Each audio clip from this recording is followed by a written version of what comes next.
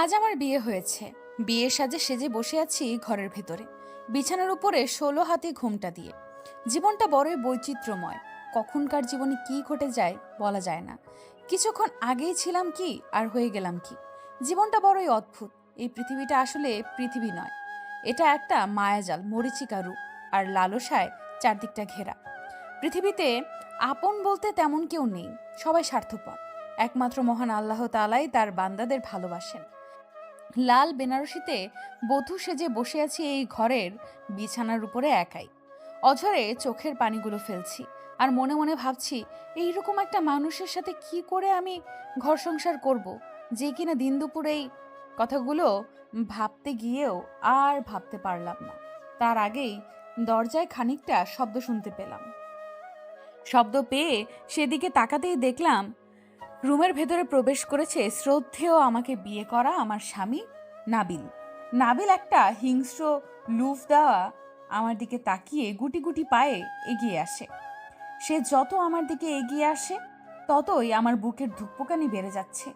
নাবিল কাছে আসতেই বলে উঠি, কিরে? এখন তোর দেমাগ কোথায় গেল? তুই আমাকে রিফ্রেশ করেছিস? কথাগুলো বলছে আর উচ্চ স্বরে হাসতে থাকে। তার এই হাসিতে যেন আমার শরীরের লোমগুলো খাড়া হয়ে যাচ্ছে, এতটাই তার বিশ্রী এই হাসি। তাকে দেখে খুবই ভয়ঙ্কর অদ্ভুত লাগছে। নাবিল আবার বলে ওঠে, কিরে, আর সাংবাদিকতা করবি না? আর কোনোদিন আমার ভালোবাসার প্রত্যাখ্যান করবি? তুই আমার ভালোবাসা দেখেছিস, কিন্তু আমার অত্যাচার দেখিসনি। আজ তোকে বোঝাবো এই নাবিল কি জিনিস। নাবিলের মুখে এরকম কথা শুনে ভয়ে কাঁচুমাচু হয়ে পিছোতে পিছোতে খাটের সাথে গিয়ে লেগে যায় তার পিঠ। নিঝুম কোনো কিছু ভয়ে বলতে পারে না, শুধু অঝরে চোখের নোনা পানিগুলো ফেলতে থাকে একা একা। আর নিঝুমের এরকম অবস্থা দেখে নাবিল আবার উচ্চ স্বরে হাসতে থাকে। নিঝুম ভয়ে ভয়ে বলে ওঠে, প্লিজ তুমি আমাকে ছেড়ে দাও। আমি কি করেছি? কেন তুমি আমাকে তুলে এনে কেন আমার সাথে এমন করছো? তুই কি ভেবেছিস আমাকে এখানে জোর করে এনে জোরপূর্বকভাবে বিয়ে করে তোর রুমে আটকে রেখে তোর বাড়িতে বন্দি করে আমাকে তোর গোলামি বানাবি? সেটা কোনো দিনও হতে দিব না আমি। আমার মুখে এ কথা শুনে যেন নাবিল আর উচ্চ স্বরে হাসতে থাকে। আমার কথা শুনে যেন সে পুরো পাগল হয়ে রুমের এদিক ওদিক ছোটাছুটি করতে থাকে। আমার কথা শুনে তার হাসতে হাসতে যেন পেট ফেটে যাচ্ছে। হঠাৎ করে তার হাসিটা থামিয়ে মুখটা কালো করে চোখগুলো লাল রক্তরূপ ধারণ করে এক হুয়াঙ্কার দিয়ে বলে ওঠে, তুই ভাবতেও পারবি না তোর সাথে আজকে আমি কি কি করব। নাবিলের মুখে এই কথা শুনে আমার অন্তরাত্মা কেঁপে ওঠে। জানি না সে আমার সাথে কি করবে, কারণ সে দেখতে যতটা সরল সাদা তার চেয়েও সে ভয়ঙ্কর। তার কথা শুনে আমার গলা শুকিয়ে যায়, ঘরের ভেতর দিয়ে কোনো আওয়াজ বের হয় না। তবুও আমি ভয়ে ভয়ে বলে উঠি, মানে কি করবি তুই? আমার সাথে কি করতে চাস? আমার মুখে এই কথা শুনে সে ঠোঁটের নিচে একটা বাঁকা হাসি দিয়ে ভয়ঙ্কর সেই চেহারা নিয়ে আমার দিকে গুটি গুটি পায়ে এগিয়ে আসতে থাকে এবং তার পরনে থাকা প্যান্টের বেল্ট খুলতে থাকে। আমি তার এইরকম কর্মকাণ্ডে একেবারে জর্জরিত হয়ে ভয়ে আমার গলা ভেতর থেকে কোনো আওয়াজ বের হয় না। তবুও বলে উঠি আমি, এসব কি করছিস তুই? তুই আমার দিকে এগিয়ে আসবি না, না হলে কিন্তু আমি তোকে খুন করে ফেলবো বলে দিলাম। আমার এই কথা শুনে সে যেন আরো অট্টহাসিতে মেতে ওঠে। তবুও গুটি গুটি পায়ে সামনে এগিয়ে আসতে থাকে। এক পর্যায়ে নিজের প্যান্টের বেল্ট খুলে একটু বিশ্রী রকমের বাঁকা হাসি দিয়ে বলে ওঠে, তোর আজকে এমন হাল করব না, তাতে তোর অবস্থা দেখে ঘরের জড়বস্তু আবাসপত্রগুলো কান্না করবে। তুই শুধু দেখতে থাক। হা হা হা হা। নাবিল নাবিল তার হাতের বেল্টটা নিয়ে গুটি গুটি পায়ে এগিয়ে আসতে থাকে আমার দিকে। আমি পেছনে পিছুতে এক পর্যায়ে খাটের সাথে গিয়ে আমার পিঠ লেগে যায়। এইদিকে নাবিল আমার কাছে চলে এসেছে পুরোপুরি। নাবিল একটা ধাক্কা দিয়ে খাটের মধ্যে ফেলে দেয়।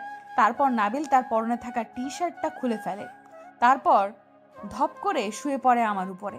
তারপর আমার ঠোঁটে, মুখে, গালে, গলায়, কানের নিচে, চোখে, বুকে, পেটে, নাভিতে ধীরে ধীরে আরো নিচে নামতে থাকে। সারা শরীরে চুমু খেতে থাকে পাগলের মতো। উন্মাদ হয়ে ওঠে নাবিল।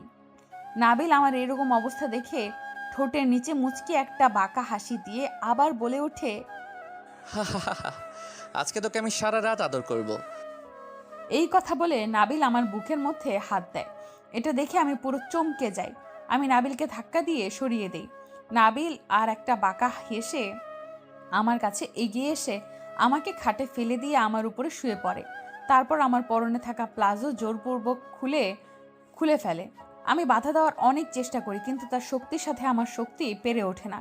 নাবিল দেখতে 6 ফুট 7 ইঞ্চি লম্বা, বেশ সুঠাম দেহ, বডি ফিটনেস মাশাল্লাহ। দেখতে বেশ স্মার্ট, স্টাইলিশ, হ্যান্ডসাম। কিন্তু শালা বড্ড রাগী ও বদমেজাজি।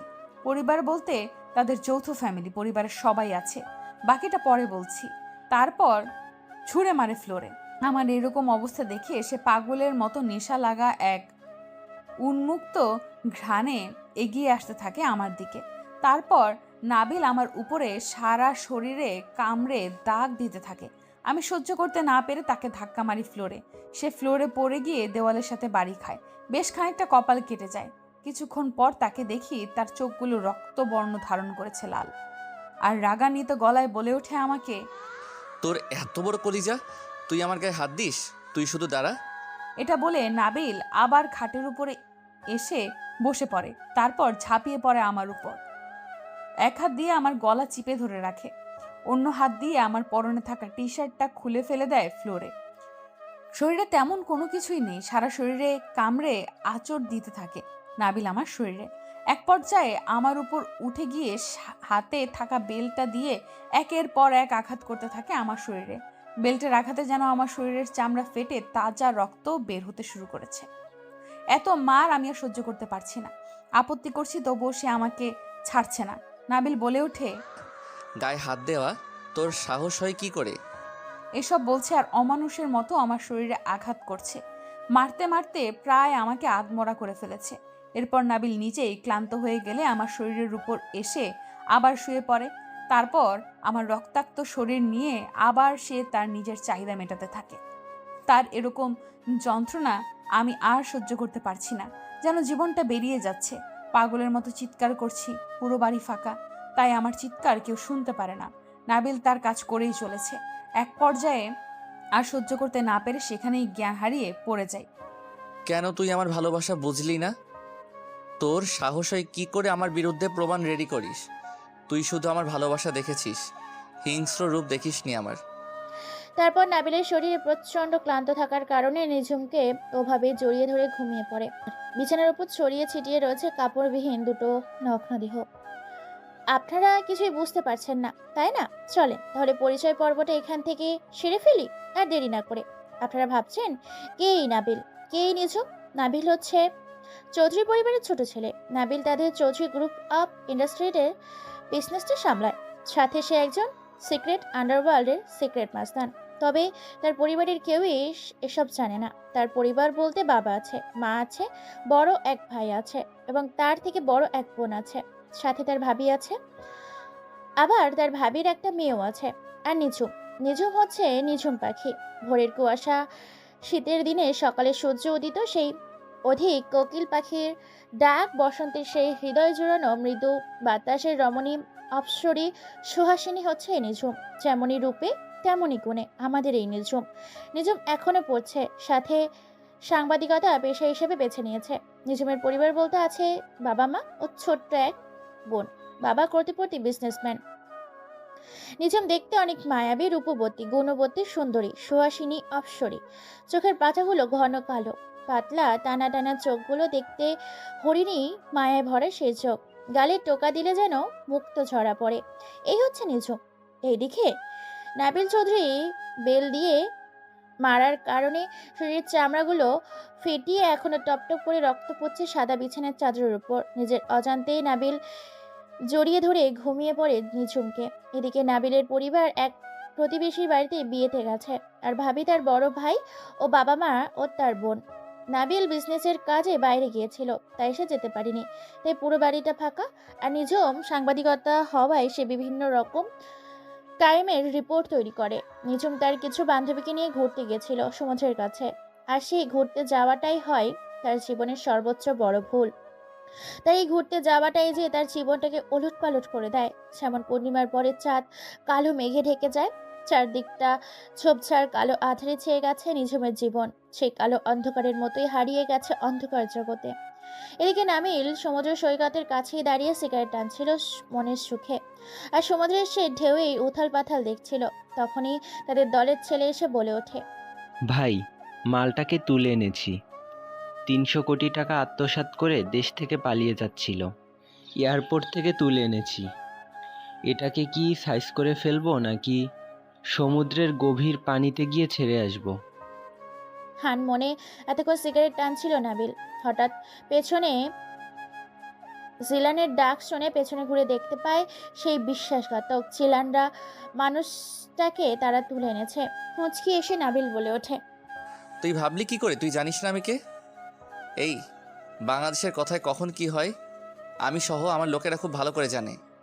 নাবিলের মুখে এরকম কথা শুনে ছেলেটি পুরো চমকে যায়। শরীর থেকে ঘাম ঝরতে শুরু করেছে। কথা বলার ভারসাম্য হারিয়ে ফেলেছে। কথা বলতে পারে না ভয়ে। গলা শুকিয়ে গেছে।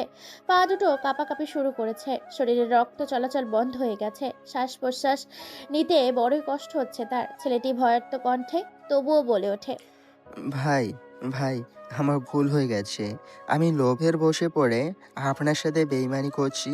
আ আমি জানি আমার ভুলের কোনো ক্ষমা হয় না। কিন্তু ভাই, আমি মাপ চাই, ক্ষমা চাই, আর আমার প্রাণ ভিক্ষা চাই। নাবিল কোনো কথা বলে না। কোমরের পেছন থেকে AK-47 এর রাইফেল বের করে পুরো মাথায় ঠেকিয়ে ধরে ছেলেটি এরকম দৃশ্য দেখে কাঁপাকাঁপি শুরু করেছে। ছেলেটি আবার বলে ওঠে আকুতি মিনতি করে, ভাই, আমাকে মেরো না। আমার পরিবার আছে, স্ত্রী সন্তান আছে। তাদের কে দেখবে আমি মরে গেলে? তারা পথে বসে যাবে। ভাই, আপনি আমাকে মাফ করে দিন। আপনি আমাকে এবারের মতো ছেড়ে দিন। আল্লাহর ওয়াস্তে আমি আপনাকে কথা দিচ্ছি যে আর বেঁচে থাকতে আর কোনো দিন কারোর সাথে ২ নম্বরই করব না। যতদিন আমার জীবন আছে ততদিন আমি সৎ পথে চলে আল্লাহ তাআলার গোলামি করে জীবন পার করে দিব। তবুও যেন নাবিলের কোনো দয়া মায়া হয় না। বন্দুকটা পেছনে ঢুকিয়ে নিয়ে এবার একটা ধারালো অস্ত্র নিয়ে জিলালের কাছ থেকে নাবিলের এতক্ষণ লক্ষ্য করেনি যে তার এই কৃতকর্ম ভিডিও করছিল নিঝুম ও তার বান্ধবীরা।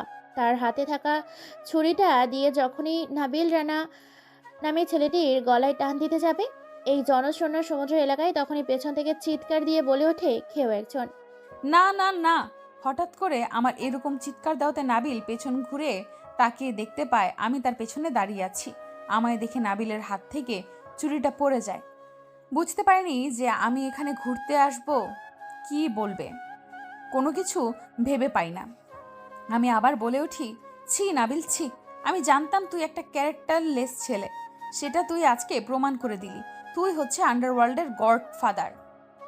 দেখ দেখ, এই হচ্ছে আমাদের কলেজের নাম্বার 1 স্কলারশিপ, যার রোল সবসময় হাই কোয়ালিটি নাম্বার 1 জায়গায় থাকে। আর আজকে সেই ছেলেটি আন্ডারওয়ার্ল্ডের গডফাদার। নিঝুমের মুখে এরকম কথা শুনে নিজের সাথে আসা তার বান্ধবীরা ড্যাপ ড্যাপ চোখে তাকিয়ে থাকে নাবিলের দিকে।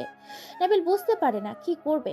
নাবিলের হাত থেকে ছুরিটা পড়ে যায়। নাবিল হালকা কণ্ঠে বলে ওঠে, নিঝুম, তোমরা এখানে? হ্যাঁ আমরা। আরে আমি তো তোকে আগেই বলেছিলাম যে তোর মতো ছেলেরও শুধু মেয়েদের পেছনে ঘুরতে পারে আর এসব আকাম কুকাম কাজ করতে পারে। তোর মতন ছেলেদের আমার ভালো করে চেনা আছে। তোরা শুধু মেয়েদের পেছনে ঘুরিস, কিন্তু তোরা মেয়েদের পাওয়ার যোগ্যতা রাখিস না। তোকে তো আমি পুলিশে দিব। তুই ক্রিমিনালদের গডফাদার। দিন দুপুরে মানুষের সামনে প্রকাশ্যে তুই খুন করছিস। কি ভেবেছিস তুই বেঁচে যাবি? তোর এতক্ষণ করা কুকীর্তিগুলো, কার্যক্রমগুলো আমি এই ক্যামেরায় রেকর্ড করেছি। কালকে লাইভ টিভি চ্যানেলে তোর মুখোশ আমি টেনে খুলবো। দেখি তোকে কে আমার হাত থেকে বাঁচায়।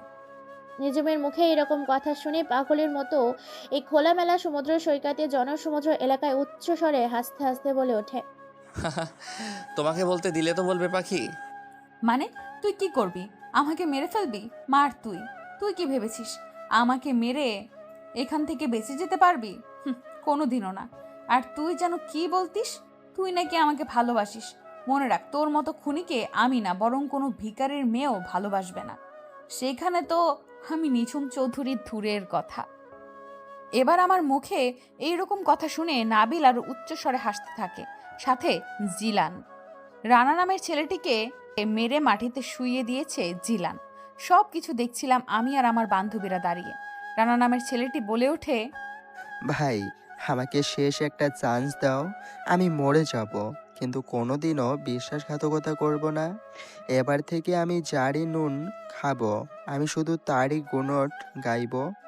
রানা নামের ছেলেটির মুখে এরকম কথা শুনে জিলান হাসতে হাসতে তার পেট ফাটিয়ে ফেলে। একবার রানা নামের ছেলেটির দিকে তাকাচ্ছে, তো একবার সেই সমুদ্রের ঢেউয়ের দিকে তাকিয়ে হাসতে থাকে। জিলাল বলে ওঠে, তুই যেহেতু এত মাপ চাচ্ছিস ভাইয়ের কাছে, তাই ভাই এবারের মতো তোকে ছেড়ে দিল। কিন্তু তোর পজিশন আর আগের জায়গায় থাকবে না। তুই কামাল সাহেবের সাথে দেখা করবি এবং নিজের দায়িত্ব বুঝিয়ে নিবি। তোমরা তোমাদের এই মাস্তানি গুন্ডামি বন্ধ করো। আর এই যে ছেলে, আমি থাকতে তোমার কেউ কোনো ক্ষতি করতে পারবে না। তুমি এখন এখান থেকে যেতে পারো। আর এই মাস্তানটার আসল চেহারা আমি সারা বিশ্বের সামনে ছড়িয়ে দিয়েছি। দেখুন ওর বাবা মা যে কিরকম কুলাঙ্গার সন্তান জন্ম দিয়েছে তারা। আমার মুখে এরকম কথা শুনে লাল রক্তবর্ণ ধারণ করে নাবিলের চোখগুলো। কাঁপতে থাকে নিজের হাত দুটো মুষ্টিবদ্ধ করে নিয়ে চিৎকার দিয়ে আমার দিকে বলে ওঠে, ও আই সি, তোকে ভালোবাসি আর তোর পেছনে ঘুরি বলে তোর দেমাগ বেড়ে গেছে। তোকে সম্মান দিয়েছিলাম, ভেবেছিলাম আজকে না কালকে তোর ভালোবাসার মন জয় করে তোকে বিয়ে করব। কিন্তু এখন দেখছি আর সেটা হবে না। এখন আমার জিনিস আমাকে জোরপূর্বকভাবে আদায় করতে হবে। আর আমি দেখি তুই কি করে আমার অনুমতি ছাড়া আমার ভিডিও সারা বিশ্বে ছড়াতে পারিস। তুই ভিডিও করেছিস নিজের ইচ্ছায়, কিন্তু সেটাকে পরিচালনা করবি আমার ইচ্ছায়। অবশ্য তোকে অনুমতি দিলে তো তুই করবি। মানে তুই কি করতে চাচ্ছিস আমার সাথে? তুই জানিস আমি কি করতে পারি? তোর হয়তো ধারণা নেই আমার সম্বন্ধে। আমি রাজকে ভালোবাসি, তোর মতন 2 টাকার ফকিন্নি কেনা। আমার মুখে এরকম কথা শুনে এবার যেন পুরোপুরি রাগে কটমট করছে নাবিল। নাবিল বলে ওঠে আমার উদ্দেশ্যে, হুম, কিন্তু শোনা, তোমাকে এখান থেকে যেতে দিলে তো যাবে। কি করবি তুই আমায়? তুই কি আমাদের ভয় দেখাচ্ছিস? তোর এরকম ফাঁকা আওয়াজে আমি ভয় পাই না। জানিস তো ফাঁকা কলসি বাজে বেশি। দেখতে থাক তোর সাথে আর কি কি হয়। ফাঁকা কলসি বাজে হয়তো বেশি, কিন্তু তুই হয়তো ভুলে গেছিস সেটা এমনি বাজে না, সেটাকে বাজাতে হয়। জিলান, সব কিছু রেডি কর। জি ভাই, আমি এখনই সব কিছু রেডি করছি। 2 মিনিট অপেক্ষা করেন। 2 মিনিটের মধ্যে আমাদের সব কিছু কমপ্লিট হয়ে যাবে। ওকে, কুইক ফার্স্ট। তারপর জিলাল তার পকেট থেকে ফোন বের করে, ফোন করে কোনো এক অচেনা জায়গায়। কিছুক্ষণ পর দেখা যায় সাথে সাথে আকাশে শোনা যায়, আকাশে উঠছে প্রায় বেশ কয়েকটা হেলিকপ্টার। হেলিকপ্টার আকাশে উঠছে। হেলিকপ্টারগুলো 3টা লেন করে গোল বৃত্ত করে, তাদের মাঝে হেলিকপ্টারের ভেতর থেকে নেমে আসে বেশ কিছু ছেলেপেলে হলো। সাথে দেখা যায় একজন মুরব্বী, মাথায় টুপি পরে, সুবা হাতে ব্যাগ, সামনে এগিয়ে এসে বলে ওঠে, ভাই, আপনার কথা মতো সবাইকে নিয়ে হাজির হয়েছি। এখন কি করব ভাই? সাথে কাজী সাহেবকেও তুলে এনেছি, আর আমাদের কিছু ছেলেপেলে চলে এসেছে। নাভির এরকম কৃতকর্ম দেখে এবার নিঝুম বেশ অবাক হয়। তার ছেলের চোখে তাকিয়ে ড্যাব ড্যাব করে চারিদিকটা দেখে। কিছুক্ষণ পর নীরবতা ভেঙে বলে ওঠে নিঝুম, এইসবের মানেটা কি? তুই কি করতে চাচ্ছিস? তুই জানিস না আমি কে? তুই কি এইসব দেখে আমাদের ভয় দেখাচ্ছিস? মনে রাখিস তোর এসব ফাও বাজিতে আমি নিঝুম ভয় পাবো না। তোকে আমি তো জেলের ভাত খাইয়েই ছাড়বো। আমার কথা শুনে নাবিলের তেমন কোনো রিয়াকশন দেখলাম না। আমার দিকে এক দৃষ্টিতে তাকিয়ে আছে। অবশেষে খানিকটা সামনে এগিয়ে আসে। সে আমার হাত ধরে নিয়ে যায় সেই জুব্বা পরিহিত, মাথায় টুপি দেওয়া লোকটির সামনে। লোকটিকে হাতের ইশারা দিতেই লোকটির সাথে নিয়ে আসা ব্যাগ থেকে কিছু জিনিসপত্র ও কলম বের করে তারপর কি যেন লিখে খাতায়। অবশেষে সেই কাজীটা বলে ওঠে, আচ্ছা বাবা, জীবন দেনমোহর কত লিখব? এবং তোমাদের এই বিয়েতে দুজনের সহমত আছে তো নাকি? এখানে তো ছেলেপেছরা আর কিছুই দেখছি না। কাজী সাহেবের কথায় ভরকে ওঠে নিঝুম। নিঝুম কি বলবে, কোনো কিছু ভেবে পায় না। নিঝুম ও তার বান্ধবীরা এক চোখে তাকিয়ে আছে কাজী সাহেবের দিকে। নীরবতা ভেঙে নিঝুম বলে ওঠে, দেনমোহর মানে কি? আর আমি কে? এইসব কি হচ্ছে? আর আপনি কে? এইসব কি হচ্ছে? আমি কোনো কিছুই বুঝি না। আমাকে কেউ সবটা খুলে বলবে প্লিজ? আমার কথা শুনে ভরকে ওঠে সবাই। জিলান ও হেলিকপ্টার করে আসার বেশ কিছু ছেলে পেলে সহ কাজী সাহেব অবাক করা দৃষ্টিতে তাকিয়ে আছে আমাদের সামনে দাঁড়িয়ে থেকে। আমার এরকম আহাম্মকের মতো প্রশ্ন দেখে এবার নাবিল বলে ওঠে, ও মাই ডার্লিং, আজকে আমাদের বিয়ে। হোয়াট? কি বলছিস তুই? Are you joking? তুই কি আমার সাথে জোক করছিস? তোর মতো ছেলেকে আমি বিয়ে করব? তোর কি যোগ্যতা আছে আমাকে বিয়ে করার? তোর মতো একটা আন্ডারগ্রাউন্ডের ক্রিমিনালকে বিয়ে করব আমি? যেখানে আমাকে বিয়ে করার জন্য এমপির ছেলে রাজ পাগল, সেখানে তোর মতো একটা সাধারণ ব্যবসায়ী ছেলেকে আমি বিয়ে করব? তুই ভাবলি কি করে? ও মাই গড মাই ডার্লিং, সব বিষয় ভাবতে হয় না। ভাবনাটাকে এক সাইডে রেখে ভবিষ্যতের কথা ভেবে বর্তমানে সে কাজটাকে প্রাধান্য দেওয়া উচিত। তাই তো কাজী সাহেব। নাবিল ও নিজুমের কথা শুনে হেলিকপ্টার করে জোরপূর্বকভাবে তুলে নিয়ে আসা ওই কাজীটাকে বেশ ঘাবড়ে যায়। ভাবতে থাকে, এখানে কি হচ্ছে, সার্কাস নাকি ম্যাজিক? অবশেষে নীরবতা ভেঙে কাজী সাহেব গম্ভীর গলায় বলে ওঠে, এখানে কি সার্কাস চলছে? আমাকে জোরপূর্বকভাবে কাজী অফিস থেকে তুলে এনে হেলিকপ্টার করে সমুদ্রে নিয়ে আসলেন বিয়ে পড়াবেন বলে, আর আমি না রাজি হলে আমার মাথায় বন্দুক ঠেকালেন। আর এখানে এসে শুনি পাত্র আর পাত্রী নাকি শূদ্র। আমি আপনাদের পুলিশে দিব। একটা মেয়েকে অপহরণ করে জোর করে বিয়ে করেছেন, মামলা হবে আপনাদের নামে। আরে বেটা কাজী, তুই কাজী না হয়ে হয়েছিস একটা পাজি। তোকে যেটা করতে বলছি তুই সেটা কর। ভাই যেটা বলছে তোকে বিয়ে পড়াতে হবে, তাও আবার এই মেয়েটার। কথাটা শেষ করতে পারে না জিলাল। তার আগেই নামিল হাতের ইশারায় জিলালকে থামিয়ে দিয়ে বলে ওঠে, মেয়েটি না, ভাবি বল বেটা। সরি ভাই, এই বেটা কাজী ভাইয়ের সাথে ভাইয়ের এখনই বিয়ে দিবি। যত টাকা চাই তত নিবি, কিন্তু কাজটা আগে কর, না হলে এখান থেকে জীবিত যেতে পারবি না। তোকে জীবন দিতে হবে এই সমুদ্র সৈকতে। কথাটা বুঝেছিস? তোরে কইয়া দিলাম, আমার মতটা একদম গরম করবি না, বুঝলি? জিলান ও নাবিলের কথা শুনে কাজী সহ নিজুম অবাক। কাজী সাহেব আর কোনো কিছু না বলেই কাজী বিয়ে পড়াতে শুরু করে। কাজী বলে ওঠে, 1999 টাকা ধার্য করিয়া হাসান চৌধুরী 3 নম্বর ছেলে নাবিল চৌধুরীর সাথে বিয়ে হচ্ছে কুদ্দুস চৌধুরীর একমাত্র মেয়ে নিজুম চৌধুরীর সাথে। তুমি কি এই বিয়েতে রাজি আছো মা? যদি রাজি থাকো তাহলে বলো কবুল। কাজী সাহেবের মুখে কবুল কথাটা শুনে চমকে ওঠে নিঝুম সহ তার বান্ধবীরা। নাবিল নিঝুমকে এরকম অবস্থা দেখে মুচকি মুচকি হেসেই চলেছে। অবশেষে নিঝুম বলে ওঠে, আপনার সাহস হয় কি করে আমার অনুমতি ছাড়া আমাকে কবুল বলার? ওই ক্রিমিনালটার সাথে সাথে আপনাকে ঢুকাবো কিন্তু। আমার মুখে এরকম কথা শুনে দুপা সামনে এগিয়ে এসে নাবিল আমার চোখে চোখ রেখে ড্যাব ড্যাব করে তাকিয়ে আছে। অবশেষে নীরবতা ভেঙে নাবিল বলে ওঠে, কি বারবার এক ক্রিমিনাল ক্রিমিনাল বলেই চলেছিস? দ্রুত কবুল বল আর বিয়ের সম্পূর্ণ কাজ সম্পূর্ণ কর। নাবিলের পুরো মুখে এইরকম অবান্তর কথা শুনে পুরো মাথাটা যায় আমার বিগড়ে। কোনো কিছু না ভেবে না বুঝে পরপর নাবিলের দুই গালে লাগিয়ে দেয় বেশ কয়েকটা থাপ্পড়। নাবিল তার ছেলেপেলেদের সামনে পরপর এতগুলো থাপ্পড় খেয়ে লজ্জা বোধ করে, হাত দুটো মুষ্টিবদ্ধ করে নেয় আর ঝাঁঝালো কণ্ঠে বলে ওঠে, তুই আমার গায়ে হাত দিয়েছিস, কাজটা মোটেও ভালো করলি না। তোকে পছন্দ করি, ভালোবাসি বলে তুই আমার গায়ে হাত দিবি, এটা আমি মেনে নেব না। এর পরিণাম কতটা ভয়ঙ্কর হতে পারে তুই শুধু দেখ। নাবিল নিঝুমের হাতে থাপ্পড় খাবার পর রাগী কণ্ঠে কথাগুলো বলে নিঝুমকে। নিঝুম নাবিলের মুখে এরকম ভয়ের কথা শুনে আর কিছু বলতে পারে না। নাবিল পকেট থেকে একটা ফোন বের করে আর একটা ভিডিও ওপেন করে ধরে নিঝুমের সামনে। তারপর জিলাল বলে ওঠে, ভাই সব কিছু রেডি করা হয়ে গেছে। ওনার কেবিনের নিচে একটা বোম রাখা আছে। আমরা বাটনে চাপ দিলে অফিস সহ পুরো বিল্ডিং ধসে যাবে। আপনি অর্ডার দিলেই আমরা বাটনে প্রেস করব।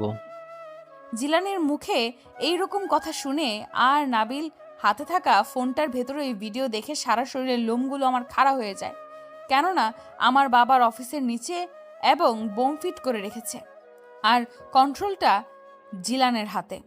বাটনে প্রেস করলে পুরো অফিসটা দুমড়ে মুচড়ে মাটিতে মিশে যাবে। নাবিলের দিকে তাকাতেই নাবিল একটা মুচকি হাসি দেয়। আমি বুঝে যাই এটা নাবিলের কাজ, তাই আর কিচ্ছু না ভেবে আমি বলে উঠি, ওকে ঠিক আছে, আমি তোকে বিয়ে করতে রাজি আছি, কিন্তু আমার বাবার যেন কোনো ক্ষতি না হয়।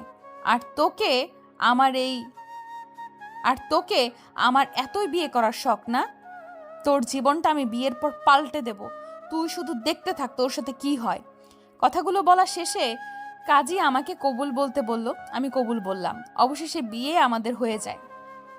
আর সেই 3টা হেলিকপ্টার করে আমি সহ কাজী এবং আমার বান্ধবীদেরকে নিয়ে চলে আসছে আমাদের নিজ গন্তব্যে। তারপর আমাদের হেলিকপ্টার থেকে নামিয়ে আমার বান্ধবীদেরকে নিজ গন্তব্যে পৌঁছে দিয়ে আমাকে নিয়ে চলে আসে তার বাড়িতে। এই ছিল নাবিলের সাথে আমার সেই রাতের ভয়াবহ দৃশ্য। অতঃপর পরের দিন সকালে ঘুম থেকে উঠে দেখি সারা শরীরে আমার সেই বেল্টের মার খাওয়া রক্তে রক্তাক্ত হয়ে গেছে বিছানার চাদর। পাশে দেখে নাবিল অঝরে নাক ডেকে ঘুমাচ্ছে। বিছানার চাদরটা শরীরে পেঁচিয়ে ফ্রেশ হওয়ার জন্য বাথরুমে গেলাম। শাওয়ার ছেড়ে দিয়ে অনেকক্ষণ ধরে বাথরুমে গোসল করলাম। অসহ্য মার খাওয়ার জন্য আমার পুরো শরীরটা ব্যথায় কুঁকড়ে গেছে। শরীরে প্রচণ্ড ব্যথা থাকার কারণে বেশ জ্বর এসেছে, মাথা ঘুরছে। তবু আমি ফ্রেশ হয়ে এসে নিচে যাওয়ার জন্য বেডরুম খুললাম। এদিকে নাবিলের দিকে তাকা দিয়ে দেখি সে এক নগ্ন অবস্থায় নাক ডেকে ঘুমাচ্ছে। এইদিকে একবার ঘৃণার চোখে তাকাতেই, সিঁড়ির কাছে আসতেই পুরো দুনিয়াটা যেন অন্ধকারে ছেয়ে যায়। চোখের সামনে কিছু কালো কালো মানুষকে দেখতে পাই। তারপর শুধু কালো নয়, এবং পুরো পৃথিবীটা যেন আমার কালো হয়ে যায় আর ঘুরতে থাকে। এক পর্যায়ে কি হলো নিজে কিছু বলতে পারলাম না। জ্ঞান হারাবার আগ পর্যন্ত মনে হয় আমি উপর থেকে নিচে পড়ে যাচ্ছি। এরপর এমন অবস্থায় শুধু একজনের চিৎকার শুনতে পাই। তারপর আমার কোনো কিছু মনে নেই। চোখ খুলতেই নিজেকে আবিষ্কার করি হসপিটালের বেডে। এপাশ ওপাশ চোখ মেলে তাকাতেই দেখতে পাই এক পাশে বাবা আর কিছু মানুষ, এবং পাশে দেখতে পাই ওই নরপশু নাবিলকে, যার জন্য আমার এই দশা। বাবা আমাকে দেখে বলে ওঠে, মা, তোর এই অবস্থা কি করে হলো? আর তুই আমার বন্ধু হাসানের বাড়িতে কি করছিলি? আর তোর শরীরের এত আঘাতের চিহ্ন কেন? তুই সিঁড়ি থেকে কিভাবে ওদের বাড়িতে পড়ে গেলি? নিজুম কি বলবে, কোনো কিছু বুঝতে পারে না। তার বাবার এরকম কথা শুনে তার সব কিছু মাথার উপর দিয়ে চলে যায়। মেয়েকে এত প্রশ্ন করছে দেখে আবার নিঝুমের মা মিনা বেগম জানালো কণ্ঠে কুদ্দুস মিয়ার উদ্দেশ্যে বলে ওঠে, তুমি একটু থামবে? কি সেই কখন থেকে এসআই অফিসারদের মতো আমার মেয়েকে জেরা করছো? ওকে একটু সুস্থ তো হতে দাও। তা না করে এক নাগাড়ে ওকে জিজ্ঞাসা করতে শুরু করছো। তাই বলে আমি জিজ্ঞাসা করব না আমার মেয়ের কি হয়েছে না হয়েছে? তার এই অবস্থা কি করে হলো? কেন জিজ্ঞাসা করবে না? অবশ্যই জিজ্ঞাসা করবে, কিন্তু সেটারও একটা সময় আছে, তাই না? কিন্তু নিঝুম কোনো কিছু বুঝতে পারে না। বাবা মার মধ্যে এত কথা শুনে নিঝুম বেড থেকে উঠে বসার চেষ্টা করে। দূরে দাঁড়িয়ে সবটা দেখছে নাবিল। নিঝুমের মা মিনা বেগম নিঝুমকে ঠিক করে বসিয়ে দেয়। তারপর নিঝুম কোনো কিছু বলতে যাবে তার আগেই পাশ থেকে এক ভদ্রমহিলা বলে ওঠেন, এখন কেমন আছো মা? তুমি আমাদের বাসায় কি করে গেলে? গেছো তো গেছো, আবার সিঁড়ি থেকে পড়লে কি করে? এখন তোমার শরীরে একই হাল হয়েছে, দেখেছো? জি আলহামদুলিল্লাহ, আমি আল্লাহর অশেষ কৃপায় ও রহমতে ভালো আছি। কিন্তু আমি তো আপনাদের ঠিক চিনতে পারলাম না। তুমি আমাদের চিনবে না মা, কারণ তোমার সাথে এই প্রথম আমাদের দেখা হচ্ছে। তুমি আমাদের বাড়িতেই অজ্ঞান হয়ে সিঁড়ি দিয়ে পড়ে গেছো। তারপর আমরা তোমাকে সবাই মিলে এখানে নিয়ে আসি। আর হ্যাঁ, তুমি কিন্তু আমার হাজবেন্ডের বন্ধুর মেয়ে। নিঝুম এই কথাটা শুনে বেশ যেন আকাশ থেকে পড়লো। কথাটা শুনে এদিক ওদিক চারিদিকে তাকিয়ে আবার চোখ নামিয়ে নেয়। কুদ্দুস মিয়া আবার বলে ওঠে, মা, তুই দ্রুত সুস্থ হয়ে নে। তোকে ছাড়া বাকিরা পুরো ফাঁকা ফাঁকা লাগছে। তুই কোথায় গিয়েছিলি? তোকে খুঁজতে আমি সারা শহরে পুলিশ লাগিয়ে দিয়েছি। তোর জন্য মন্ত্রী সারা শহরের বিজ্ঞাপন ছড়িয়ে দিয়েছে, খবরের কাগজে, পেপারে, টেলিভিশনে। অবশেষে তোকে আমি আমার বন্ধুর বাড়িতে পেলাম। মা, তুই সুস্থ হয়ে নে। তারপর তোর সাথে কি কি হয়েছে, তুই ওই বাড়িতে কি করে গেলি, সবটা আমাদের বলবি। তুই কিভাবে হারিয়ে গেলি? মা এবং বাবার মুখে এইরকম কথা শুনে কি বলবে, কোনো কিছুই ভেবে পায় না। অবশেষে খবর পেয়ে মমিনা চলে আসে হসপিটালে। মমিনা হচ্ছে নিঝুমের বেস্ট ফ্রেন্ড। তাদের সম্পর্ক অনেক ভালো। নিঝুমের মা আমিনা বেগম মমিনাকে হসপিটালে ডেকেছে। মমিনা হসপিটালের ভেতর প্রবেশ করতেই নিঝুমকে দেখে বলে ওঠে, নিঝুম, তোর কি হয়েছে? আন্টির দ্রুত আমাকে হসপিটালে ফোন করে নিয়ে আসলো। তোর তো বিয়ে হয়ে গেছে না? তাহলে তুই হসপিটালে কিভাবে এলি? আর তোর শ্বশুর বাড়ির লোকের আবার কোথায়? ওই বজ্জাত হারামিটা কোথায় যে তোকে জোর করে বিয়ে করেছে? মমিনার মুখে এইরকম কথা শুনে হসপিটালের মধ্যে উপস্থিত থাকা সবাই এক হতবাক দৃষ্টিতে তাকিয়ে আছে মমিনার দিকে। মমিনার মুখে এরকম কথা শুনে নিঝুম সহ নাবিলও চমকে ওঠে। নাবিল ভয়ে চুপ মেরে বসে থাকে। নিঝুম কি বলবে, কোনো কিছু ভেবে পায় না। মমিনার কোনো কিছু বলার আগে হাসি বেগম বলে ওঠে, বিয়ে মানে? এই মেয়ে কী সব বলছো? তুমি আমাদের বাড়িতে ছিলে, তাহলে ওর বিয়ে কখন হলো আর কার সাথেই বা হলো? মমিনার মুখে এরকম কথা শুনে সবাই যেন এক অন্যরকম দৃষ্টিতে তাকায় আমার দিকে। আমি কি বলবো কোনো কিছু ভেবে পাই না। অবশেষে যেটা ভয় পেয়েছিলাম সেটাই হলো। মা আর বাবার কাছে এসে ভয়ার্ত কণ্ঠে বলে ওঠে, নিঝুম, তোর বিয়ে হয়েছে মানে? মণিমা এসব কি বলছে? আমি তো কোনো কিছুই বুঝতে পারছি না। এটা কি শুনছি নিঝুম? আমি তোকে কিছু জিজ্ঞাসা করছি। মমিমা, তুই যে বললি আমার মেয়ের বিয়ে হয়েছে, তুই এত সব জানিস অথচ তুই আমাদের কাউকে কোনো কিছু জানাসনি। কার সাথে বিয়ে হয়েছে, কখন হয়েছে, কিভাবে হয়েছে, সবটা খুলে বল। বাবার এরকম কড়া প্রশ্ন শুনে মমিনা বুঝে যায় যে বাড়িতে আমি এখনো কিছু জানাইনি। তাই মমিনা মাথা ঘুরিয়ে বাবার দিকে তাকিয়ে এবং যখনই বলতে যাবে তখনই দেখে ফেলে নাবিলকে। নাবিলকে দেখার সাথে সাথে মমিনা আচমকা বলে ওঠে, সে কি আঙ্কেল, এখনো আপনাদেরকে জানাইনি বিষয়টা? ওই চেয়ারে বসে থাকা ছেলেটিকে দেখতে পাচ্ছেন, ওটাই হচ্ছে আপনাদের মেয়ের নিঝুমের হাজবেন্ড এবং ওর নাম হচ্ছে নাবিল। ছেলেটা বদমেজাজি, রাগী, খুবই খারাপ। ওই ছেলেটা জোরপূর্বকভাবে নিঝুমকে বিয়ে করেছে। আমাদের কিডন্যাপ করে এক জায়গা থেকে অন্য আরেক জায়গায় নিয়ে যায়। সেটা ছিল সমুদ্র এলাকা। সেখানে ওই বদমাইশটা নিঝুমকে জোর করে বিয়ে করে। আর হ্যাঁ, সে অনেক বড় একজন গ্যাংস্টার। নিঝুম চুপচাপ দাঁড়িয়ে আছে। নাবিল তো মাথা নিচু করে ফেলেছে, কেননা তার সবকিছু গোপন কথা বলে দিচ্ছে মমিনা। তাই চিন্তিত মমিন আবার বলে ওঠে, ওই ছেলেটা হেলিকপ্টার করে তার কিছু ছেলে পেলে ও কাজে নিয়ে জোরপূর্বকভাবে ওইখানে ভয় দেখিয়ে বিয়ে করে নেয় নিঝুমকে। তারপর কি হয়েছে আমি আর জানি না। আর আজকে সকালে আন্টি আমাকে ফোন করে হাসপাতালে আসতে বললেন। আর এসে যা দেখলাম তা তো আপনারা সবাই দেখলেন। মমিনার কথা শেষ হলেই সবাই এক দৃষ্টিতে তাকিয়ে আছে নিঝুম ও নাবিলের দিকে। কিছু সময় কেটে যায়, তখনই পরপর বেশ কয়েকটা থাপ্পড়ের শব্দ পাওয়া যায়। হাসপাতালের কোণে তাকিয়ে দেখতে পাওয়া যায় হাসি বেগম তার ছেলে নাবিলকে বেশ কয়েকটা থাপ্পড় মেরেছে। জানোয়ারের বাচ্চা, তোকে কি আমি এই শিক্ষা দিয়েছি? তুই জোরপূর্বকভাবে ভয় দেখিয়ে একটা মেয়েকে বিয়ে করেছিস।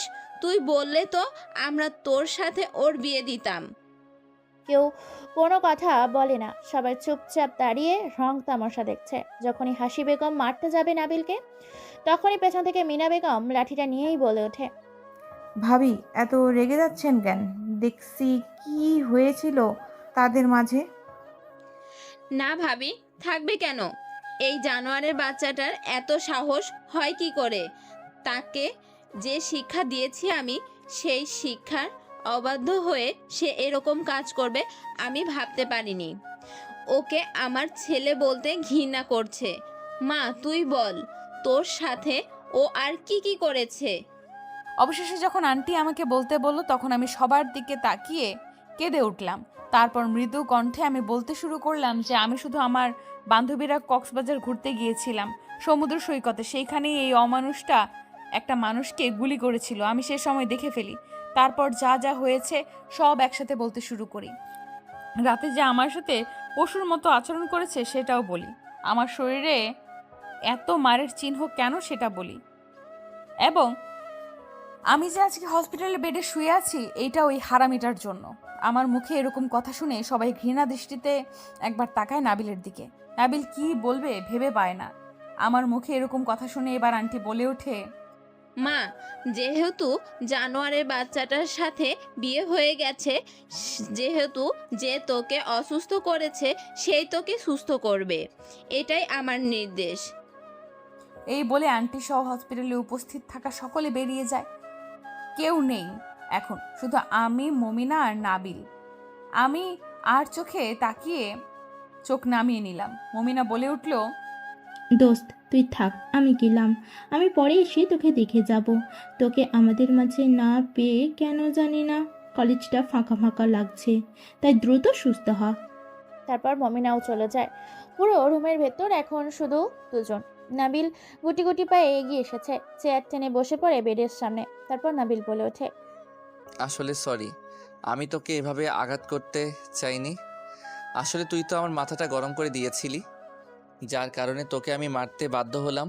তুই তো জানিস আমি আমার নিজের রাগটাকে কন্ট্রোল করতে পারি না। তোকে বড্ড বেশি ভালোবাসতাম, কিন্তু আমার ভালোবাসাটা বুঝলি না, তাই তোর সাথে এমনটা করতে বাধ্য হয়েছি। তুই চিন্তা করিস না, যেহেতু তুই আমার বিয়ে করা বউ, তাই তোর সকল ভালো মন্দ আমার দেখা দায়িত্ব।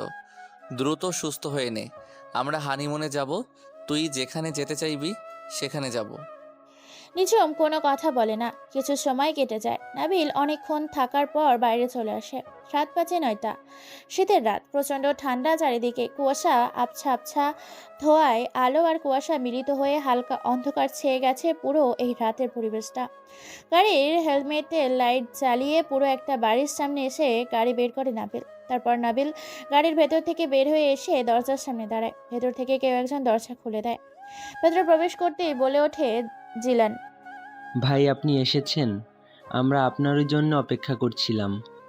আপনি এসেছেন, এবার তাহলে তার পেট থেকে কথা বের করতে হবে, কারণ আপনার 3rd ডিগ্রি আর আমাদের 3rd ডিগ্রি এক নয়। আমরা এত মারলাম, এত বুঝালাম, তবুও তার এক কথা। কথাটা শুনে এক রহস্যময় মুচকি হাসি দেয় ঠোঁটে নিচে নাবিল। নাবিল কোনো কিছু না বলে ভেতরে পা বাড়াতেই রুমের ভেতর প্রবেশ করে। রুমের ভেতর প্রবেশ করতেই যেন রুমটা থরথর করে কাঁপতে শুরু করে। রুমের ভেতর থাকা ফ্লোর এর উপরে ধুলোগুলো ঘুরতে থাকে। রাতের আধারে যে বাদুড়গুলো রুমের ভেতরে অন্ধকারে লুকিয়ে থাকতো, তারা যেন ভয়ে জালদা ভেদ করে রুমের বাইরে পালিয়ে যায় নিজেদের জান বাঁচিয়ে। পুরো রুমটা যেন নিস্তব্ধ আর নীরবতায় ছেয়ে গেছে। অবশেষে নাবিল বলে ওঠে,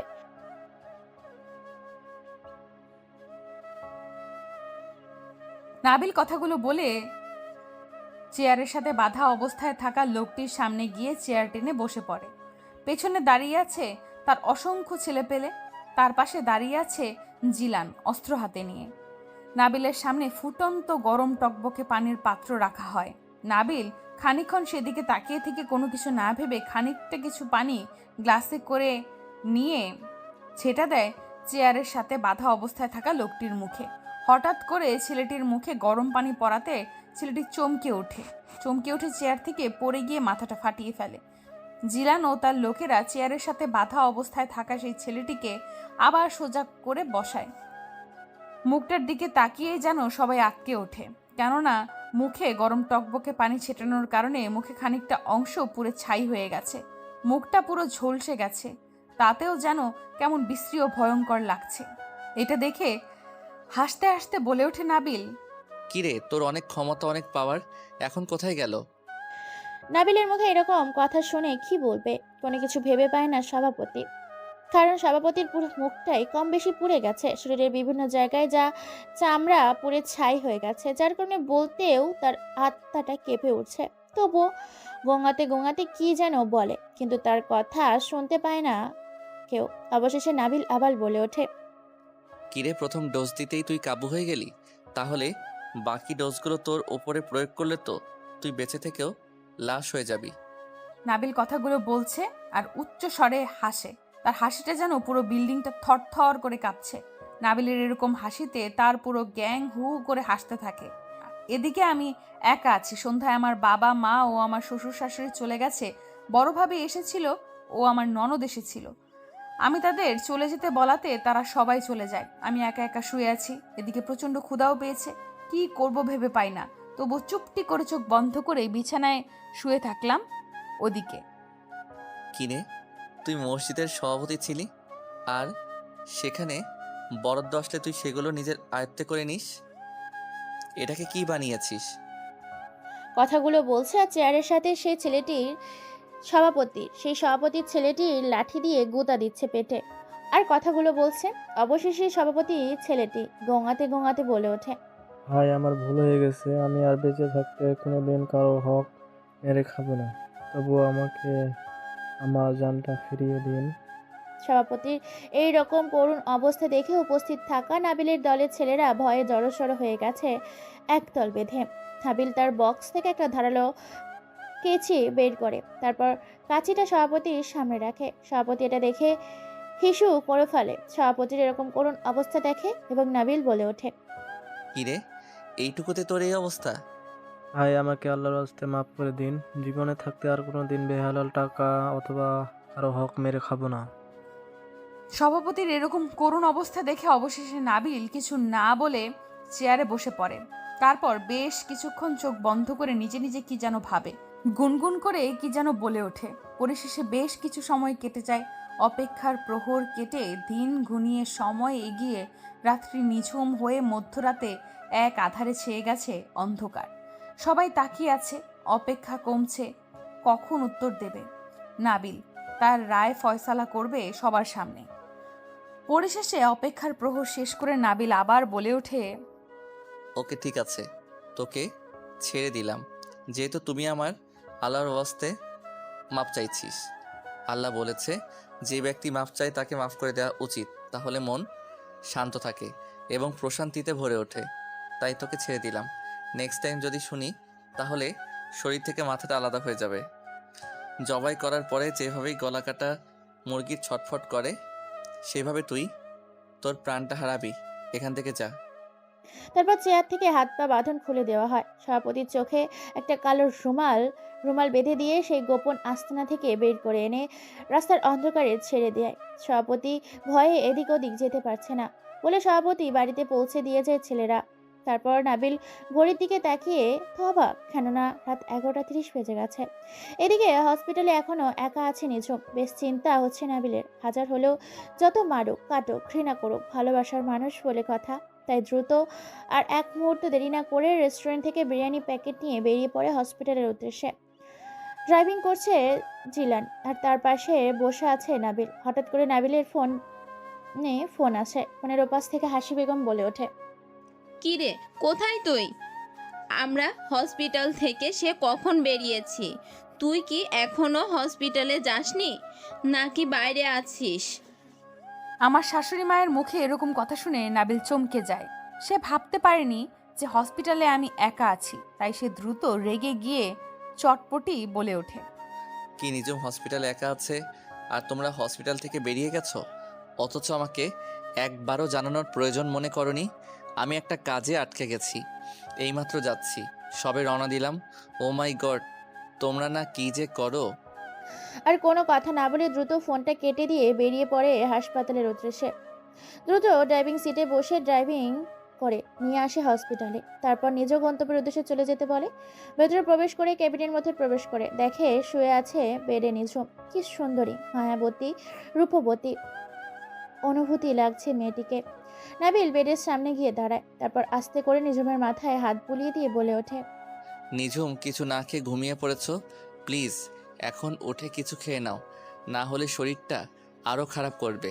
তারপর তোমাকে ওষুধ খেতে হবে, না হলে মা আমাকে আর আস্ত রাখবে না। খাওয়া দাওয়া করে আমাকে বিপদের হাত থেকে রক্ষা করো প্লিজ। হঠাৎ করে মাথায় কারোর আলতো ছোঁয়া পেয়ে এবং কারোর ডাকায় চিৎকার শুনতে পেয়ে মিটমিট করে চোখ খুলে নিঝুম। এদিক ওদিক তাকিয়ে দেখে কেউ নেই। যখনই চোখটা বন্ধ করতে যাবে তখনই আবার শুনতে পায়, নিঝুম ওঠো আর এগুলো খেয়ে নাও, ওষুধ খেতে হবে তো তোমাকে। নাবিলের গলার আওয়াজ শুনতে পেয়ে তাকায় সেদিকে, দেখে তার সামনে স্বয়ং নাবিল বসে আছে। নাবিলকে দেখে যখনই উঠতে যাবে নিঝুম, উঠতে পারে না। তখন নাবিল নিঝুমকে উঠিয়ে দিয়ে বেডের সাথে হেলান দিয়ে বসিয়ে দেয় আর বলে ওঠে, এই নাও তোমার ফেভারিট বিরিয়ানি, এগুলো খেয়ে, আর এখানে ওষুধগুলো রাখা আছে, খেয়ে নাও। আমি না খেয়ে মরে যাব, তবু তোর মতো একটা অমানুষের হাতে কোনো রকম খাবার খাবো না। তাই আমাকে জোর না করে নিজের খাবার নিজে গিলে খাবারটা অযথা নষ্ট হবে না। নিঝুমের এরকম রাগী কণ্ঠে কথা বলা দেখে অবাক হয়েছে নাবিল, কেননা আজ পর্যন্ত নাবিলের চোখে চোখ রেখে কথা বলার সাহস করেনি কেউ। নাবিল নিঝুমকে অনেক বোঝাতে থাকে, কিন্তু সে কোনোভাবেই খাবে না তার কথায়। সে অটল। ঠিক তারই কিছু মুহূর্তে পর হাসি বেগম ফোন করে নাবিলের ফোন রিসিভ করতে হাসি বেগম বলে ওঠে, কি রে, তুই এখনো বাইরে আছিস নাকি হসপিটালে ভেতরে গেছিস? আমি তোমাকে ফোন দিচ্ছি কিন্তু সে ফোন ধরছে না। আমি এখনই হসপিটালের উদ্দেশ্যে রওনা দিচ্ছি, দাঁড়া, তোর হচ্ছে আজকে। নাবিল তার মায়ের মুখে হসপিটালে আসছে কথাটা শুনে বেশ কাঁপড়ে যায়। কি বলবে, কোনো কিছু ভেবে পায় না। অবশেষে নাবিল অনেক কিছু ভেবে বলে ওঠে মৃদু কণ্ঠে, মা, তোমার এখানে আসার কোনো প্রয়োজন নেই।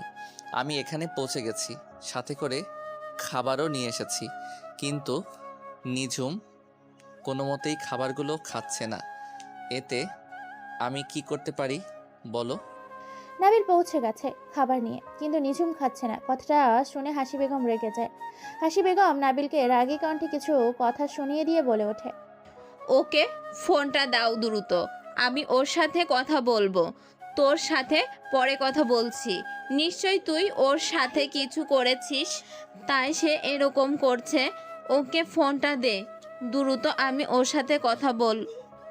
ফোনের ওপাশ থেকে এতক্ষণ কথাগুলো বলছিলেন হাসি বেগম। নিঝুম এতক্ষণ ফোনের ওপাশে থাকা ব্যক্তি অর্থাৎ তার শাশুড়ি মায়ের কথাগুলো শুনছিল। নাবিল আর কোনো কিছু না ভেবে না বুঝে ফোনটা এগিয়ে দেয় নিঝুমের দিকে। নিঝুম ফোনটা হাতে নিয়ে বলে ওঠে, আসসালামু আলাইকুম। এখন কেমন আছেন মা আপনি? ভাইয়া ভাবি আমার আদরের ননদ বাবা কেমন আছে? ওয়ালাইকুম আসসালাম রহমতুল্লাহি অবরকাতু। হ্যাঁ, আমরা সবাই ভালো আছি। তুমি কেমন আছো? হ্যাঁ মা, আমিও ভালো আছি। এ কথা বলার পরে আমার শাশুড়ি মা কেমন যেন রেগে গেলেন।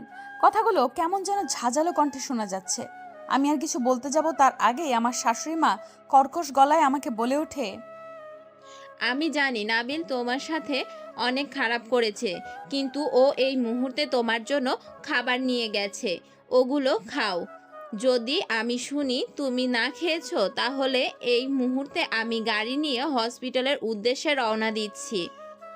আমার শাশুড়ি মায়ের মুখে রাত 12টার দিকে হাসপাতালে আসার কথা শুনে আমি কি করব ভেবে পাই না। অবশেষে শাশুড়ি মায়ের জোরাজুরি এবং ওনার ভালোবাসায় জর্জরিত হয়ে গিয়ে আমি পরিশেষে নাবিলের নিয়ে আসা খাবারগুলো খেতে চাইলাম। তারপর নাবিল বিরিয়ানির প্যাকেটগুলো এক এক করে সাজাতে শুরু করলো। আমার শাশুড়ি মা ফোনের ওপাশ থেকে বলল যেন তাকে আমি ভিডিও কল করি। শাশুড়ি মায়ের কথা মতো আমি তাকে ভিডিও কল করলাম। তারপর শাশুড়ি মা যেটা বললেন তাতে তো আমি একেবারে শেষ। কি রে, তুই দাঁড়িয়ে আছিস কেন?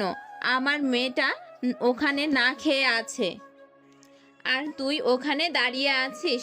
খাবারগুলো ওকে খাইয়ে দে নিজের হাতে। যতক্ষণ না ওর পেট ভরছে ততক্ষণ তুই ওকে খাইয়ে দিবি। এটাই তোর শাস্তি। মায়ের মুখে কথা শুনে আমি অবাক। এটা কেমন ইচ্ছে করলো? এটা আমার কেমন ইচ্ছে করলো? নাবিল কিছু বলতে যাবে তার আগেই আমার দিকে তাকাতে দেখে আমার তার চোখ দুটো রক্তবর্ণ লাল আভা আকৃতি করে তাকিয়ে আছে ড্যাব ড্যাব চোখে। এটা দেখে সে ভয়ে কোনো কিছু বলতে পারে না, তবুও ভয় বলে ওঠে, এটা কি বলছো মা? আমি খাইয়ে দেব কি করে? আর আমি কাউকে খাইয়ে দিতে পারবো না। আমি নিজেই ঠিক করে খেতে পারি না, তো অন্যকে খাওয়াবো কি করে? নাবিলের মুখে কথা শুনে আমি তো পুরাই অবাক।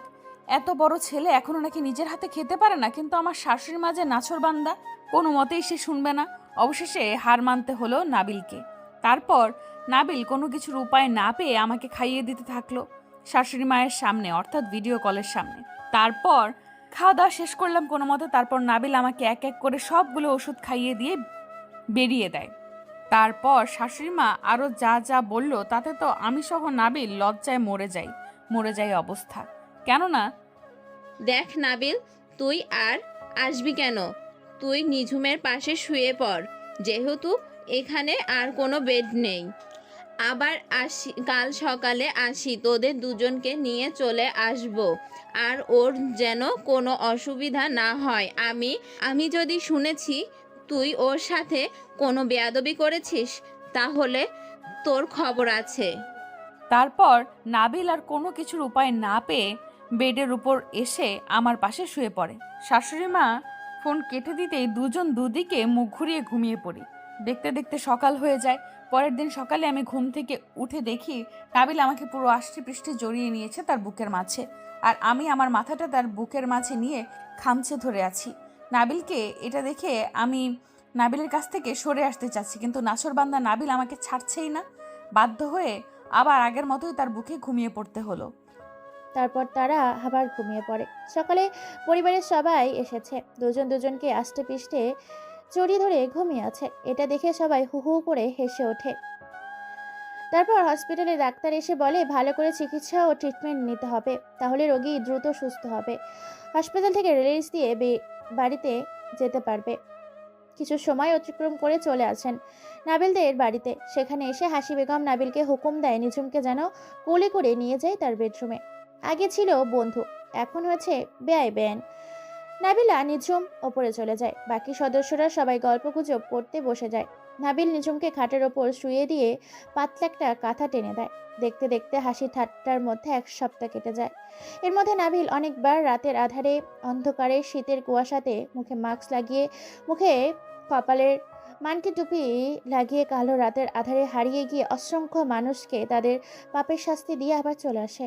এই 1 সপ্তাহে নাবিল নিঝুম এর অসংখ্য যত্ন সেবা করেছে, আগলে রেখেছে। নিঝুমকে নাবিল এত কেয়ার করাতে নিঝুম একটু নাবিলের মায়ায় পড়ে গেছে। আজকে অনেকদিন পর ভার্সিটিতে যাচ্ছে নাবিল ও নিঝুম, একসাথে একই স্মার্ট কার গাড়িতে। তারপর নাবিল ও নিঝুম গাড়ি থেকে নেমে নিঝুম চলে যায় তার বান্ধবীদের কাছে, আর নাবিল চলে যায় তার বন্ধুদের কাছে আড্ডা দিতে। মুমিনা এরই মধ্যে অনেকবার নাবিলের বাড়িতে গিয়েছে নিঝুমকে দেখতে। সবাই আড্ডা দিচ্ছে, যে যার মতো করে কলেজের ক্যাম্পাসে বসে আর বাদাম খাচ্ছে, হাসি ঠাট্টা করছে। হঠাৎ করে ক্যাম্পাসে কিছুক্ষণ পর কলেজের গেট দিয়ে 3টি বাইক প্রবেশ করে। বাইকগুলো বেশ দামি, একটা বাইকের দাম 8 থেকে 10 লক্ষ টাকা হবে হয়তো। গাড়ি থেকে নেমে সবগুলো চলে যায় নিঝুমের কাছে। এদিকে সবটাই দেখছিল নাবিল। তারপর নিঝুমের পাশে রাজ নামের একটি ছেলে বসে। ছেলেটি নিঝুমের হাত ধরে যখনই কিছু বলতে যাবে তার আগেই মাথার মধ্যে কপালে মাঝ বরাবর মারে এক লাথি। লাথি খেয়ে কয়েক হাত দূরে গিয়ে ছিটকে পড়ে রাজ নামের ছেলেটি। সবাই হা করে তাকিয়ে আছে সেই দিকে। লাথি কে মেরেছে সবাই সেটা খুঁজতে থাকে। অবশেষে সবাই দেখতে পারে তাদের সামনে স্বয়ং নাবিল দাঁড়িয়ে আছে। প্রচন্ড ব্যথা নিয়ে রাজ নামের ছেলেটি মাটি থেকে উঠে দাঁড়ায়। তারপর নাবিলের সামনে এসে রাজ নামের ছেলেটি বলে ওঠে, কে রে তুই? আমাকে মারার সাহস কোথায় পেলি? তোর কলিজাটা ছিঁড়ে খেয়ে ফেলবো বেটা। আমার পাওয়ার কতটা জানিস? তুই আমার গায়ে হাত দিয়েছিস, তোর তো সাহস কম না বেটা। রাজের মুখে এই কথা শুনে নাবিল আরো রেগে যায়, আর কোনো কথা ছাড়াই বেশ কয়েকটা থাপ্পড় মারে রাজের গালে। এবার তারা বেশ ক্ষেপে যায়। হঠাৎ করে 2 দলের মধ্যে সাঙ্গপাঙ্গ। তখনই নাবিল বলে ওঠে, শালা কুত্তা, তোর সাহস কি করে হয় আমার স্ত্রীর গায়ে হাত দেওয়া? তোকে কে বাঁচায় আমিও দেখতে চাই। তোর কোন বাপ আছে? সবাই অবাক। নাবিলের স্ত্রী নিঝুম কথাটা শুনে নিঝুম ভাবতে পারেনি যে নাবিল এইভাবে সবার সামনে কথাটা বলবে। তখনই অবাক হয়ে রাজ নিঝুমের দিকে তাকায় আর হাসতে হাসতে বলে ওঠে, তোর স্ত্রী হোক বা বউ হোক বা তোর বোন হোক, সে আমার গার্লফ্রেন্ড। আর আমার গার্লফ্রেন্ডকে শুধু শরীরে নয়, যেখানে ইচ্ছা সেখানে স্পর্শ করতে পারে। আমি ওর কোথায় কোথায় হাত দিই, তাহলে তুই দেখ। এই বলে রাজ নামের ছেলেটি নিঝুমের বুকের দিকে হাত বাড়ায়। বুকের ওপর থেকে ওড়নাটা যখনই সরাতে যাবে তখনই এই মরমর করে কারো হাত ভাঙার শব্দে পুরো ক্যাম্পাস কেঁপে ওঠে। নিঝুম তো চমকে গিয়েছে, কারণ রাজ নামের ছেলেটি মাটিতে গড়াগড়ি খাচ্ছে। তারপর রাজের বন্ধুগুলো এসে নাবিলের সাথে মারামারি করতে থাকে। কারো হাত ভেঙেছে তো কারো পা ভেঙেছে। নিঝুম নাবিলাকে অনেক থামানোর চেষ্টা করে, কিন্তু থামাতে পারছে না। অবশেষে কোনো উপায় না পেয়ে পরপর 3টে থাপ্পড় মারে নাবিলকে। থাপ্পড়ে পুরো মাঠটা শান্ত হয়ে যায়। নাবিল আর কোনো কিছু না বলে তার অজানা গন্তব্যের উদ্দেশ্যে বেরিয়ে পড়ে। কলেজের প্রিন্সিপাল এসে পুরো বিষয়টা জানতে চায়, অতঃপর সবটা খুলে বলে। এটার বিচার হবেই বলে প্রিন্সিপাল চলে যায় তার গন্তব্যের উদ্দেশ্যে। এইভাবে দেখতে দেখতে কেটে যায় ক্যাম্পাসের সময়। যে যার মতো করে কলেজ ক্যাম্পাস থেকে বাসের উদ্দেশ্যে রওনা দেয়। নিঝুমও চলে যায় নাবিলদের বাড়িতে। অতঃপর কিছুক্ষণ পর বাড়িতে পৌঁছে যায়। দেখতে দেখতে সময় কেটে যায়, কিন্তু নাবিল এখনো বাড়িতে আসেনি। বাড়ির সবাই অপেক্ষা করছে নাবিলের জন্য। অতঃপর কলেজ ক্যাম্পাসে কি হয়েছে নিঝুম সবটাই খুলে বলে সবাইকে। হাসি বেগম এবং নাবিলের বাবা মা বেশ রেগে যায় নাবিলের উপর। সাথে তার বড় ভাই ও ভাবি বোনও আছে। সবাই খাবার টেবিলে অপেক্ষা করছে নাবিলের জন্য। দেখতে দেখতে রাত 12টা বেজে 1টা বেজে যায়। নিজম সবাইকে খাবার খাইয়ে দিয়ে যে যার মতো করে তাদের রুমে পাঠিয়ে দেয়। ড্রয়িং রুমে অপেক্ষা করছে নিজম ও তার বড় ভাইয়ের স্ত্রী। 1টা বাজে 15 মিনিট। হঠাৎ করে ঘরের কলিং বেল বেজে ওঠে। নিজম দৌড়ে গিয়ে খুলে দেখতে পায় নাবিল দাঁড়িয়ে আছে। হাঁটুগুলো কাঁপছে, যেন নিজের ওপর নিজেরে কন্ট্রোলই নেই। অতঃপর মাতাল কণ্ঠে বলে ওঠে নাবিল, শালি, তোর সাহস কি করে হয় আমারও দরজা আটকানোর? সরে যা বলছি, না হলে কানের নিচে মারবো 2 চর। নাবিলের মুখে এইরকম কথা শুনে আমি চমকে যাই। ভালো করে লক্ষ্য করে তাকিয়ে দেখতে পাই নাবিল ড্রিঙ্ক করে এসেছে। ভাবির সাথে ছিল। ভাবি নাবিলকে ড্রিঙ্ক করতে দেখে বলে ওঠে, নাবিল, তুমি ড্রিঙ্কস করেছো? তুমি জানো না মা তোমার জন্য কতটা টেনশন করে? আর বাবা যদি জানতে পারে তুমি ড্রিঙ্কস করেছো, তাহলে তো তোমাকে মেরেই ফেলবে। তার উপর তোমার ভাইয়াও বাড়িতে এসেছে। নাবিল তার ভাবির মুখে এরকম কথা শুনে হাসতে থাকে। আসলেই মদ খাওয়ার ফলে সে পুরো মাতাল হয়ে গেছে। নাবিল কি বলবে কোনো কিছু ভেবে পায় না। রাত 1টায় বাড়ি ফিরে এসেছে। বাড়িটা হালকা আলোয় আলোকিত করে আছে। হঠাৎ করে ড্রয়িং রুমের বাতিগুলো জ্বলে ওঠে। সিঁড়ির দিকে তাকিয়ে দেখতে পায় তার বাবা মা ও তার ভাই এসেছে। এটা দেখে তার বড় ভাইয়ের স্ত্রী বলে ওঠে, মা বাবার বোন, তোমরা এখানে কি করছো? তোমাদের এত রাত জাগতে কে বলেছে? মা, তুমি যদি রাত জাগো তাহলে তোমার শরীর খারাপ করবে। নাবিল চলে এসেছে, ওকে খাবার খাইয়ে আমরা যে যার মতো রুমে চলে যাচ্ছি। ভাবির মুখে এরকম কথা শুনে আমার শাশুড়ি মা বেশ রেগে যায়। সিঁড়ি থেকে নেমে এসে বেশ কয়েকটি থাপ্পড় মারে নাবিলের গালে। এতগুলো থাপ্পড় খাওয়ার পরও নাবিলের হুঁশ ফেরে না। নাবিল মাতাল কণ্ঠে বলে ওঠে, মারো আমাকে, সবাই মারো, আরো বেশি করে মারো। শুধু মায়ের খাওয়ার জন্যই বাড়িতে এসেছি। চলে যাব, থাকবো না এই বাড়িতে। কথাগুলো বলে চলে যায় নাবিল। অতঃপর সবাই কেউ কোনো কিছুই বুঝতে পারছে না। হঠাৎ করে ছেলেটা এমন হয়ে গেল কি করে, কেন সে এমন করছে।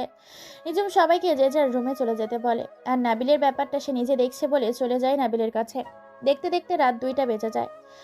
নাবিল রুমে গিয়ে খাটের ওপরে শরীরটা এড়িয়ে দেয়। অতঃপর কিছুক্ষণ পর রুমে প্রবেশ করে নিজম। নিজম রুমের ভেতর ঢুকে নাবিলকে ভালোভাবে শুয়ে দেয়। দেখতে দেখতে রাত 3টা বেজে যায়।